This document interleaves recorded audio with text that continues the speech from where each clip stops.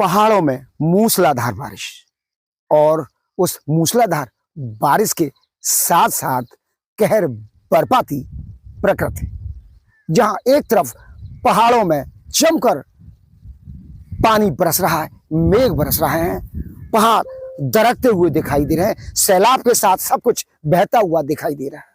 अब यही सैलाब पहाड़ी क्षेत्र से मैदानी क्षेत्र में दिखाई दे रहा है। दिल्ली में पूरे देश ने देखा कि किस तरीके से राष्ट्रीय राजधानी में पानी प्रवेश किया।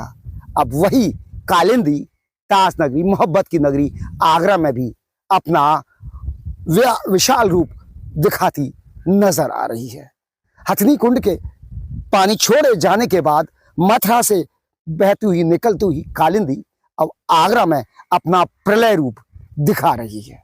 इस समय मैं हूं एक ऐसे ही क्षेत्र में जो कि थाना ताजगंज क्षेत्र से सटा हुआ है, ताजमहल से लगा हुआ है, और वहीं पर ये खेत है, खलिहान है, किसानों के खेत खलिहान बिल्कुल कालिंदी के आगोश में समा गए हैं। और आप देख रहे हैं, जो वेग देख रहे हैं आप कालिंदी का, वो सब कुछ अपने साथ बहाती हुई ले जा रही है। यहाँ के जो ग्रामीण हैं उनका यहाँ तक कहना है कि इसमें कई बार लाशें भी तैरती हुई दिखाई देती हैं। आप समझ सकते हैं कि ग्रामीण दहशत में है। तो वहीं दूसरी तरफ आगरा प्रशासन, डीएम अरविंद मल्लप्पा बंगारी टेंशन में आ गए हैं। टेंशन का एक ही कारण है, क्योंकि जिस तरीके से यमुना, जिसे हम कालिंदी के नाम से जानते हैं, वह अपना रौद्र रूप दिखाती थी। और इस टेंशन के साथ ही जिस तरीके से इसका वेग बढ़ रहा है, जो इसका माप है वो बढ़ता दिखाई दे रहा है। खतरे के निशान से ऊपर जाती हुई कालिंदी दिखाई दे रही है।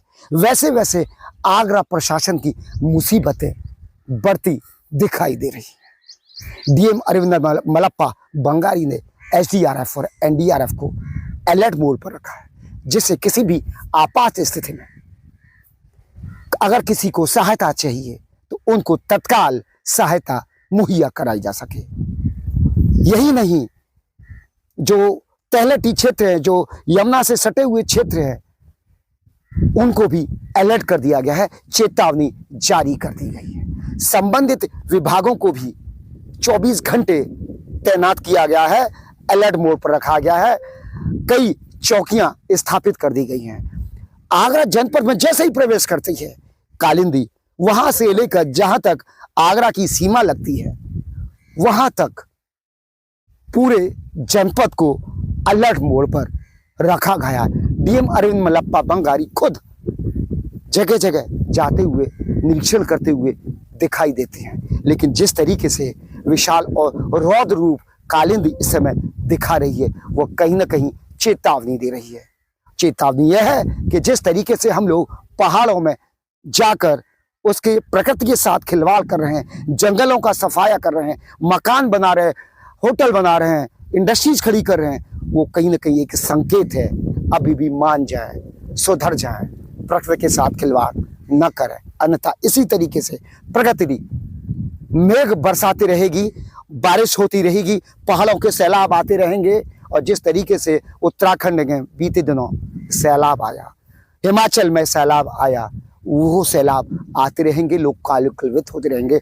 और इसी तरीके से जो पहाड़ों से बरसती जो पानी आएगा, वो मैदानी इलाकों में यही कालिंदी के रूप में इसी तरीके से ये सब कुछ बहा के अपने साथ ले जाएगा।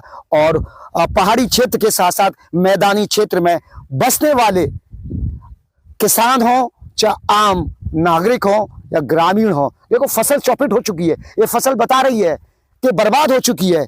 किसानों ने पूरे साल मेहनत करते हैं, तब उनको जाकर ये फसल मिलती है। ये बाजरे की फसल है, फिलहाल ये खत्म हो चुकी, बर्बाद हो चुकी है। कहना सिर्फ मकसद सिर्फ यही है कि अगर हम प्रकृति के साथ खिलवाड़ करेंगे, छेड़छाड़ करेंगे, तो निश्चित तौर पर यह तहस नहस करने पर आमदा हो जाएगी। आप देखना होगा कि जिस तरीके से दिल्ली से लगातार पानी छोड़ जा रहा है यमुना के अंदर, वो जल स्तर कितना और आगे बढ़ेगा।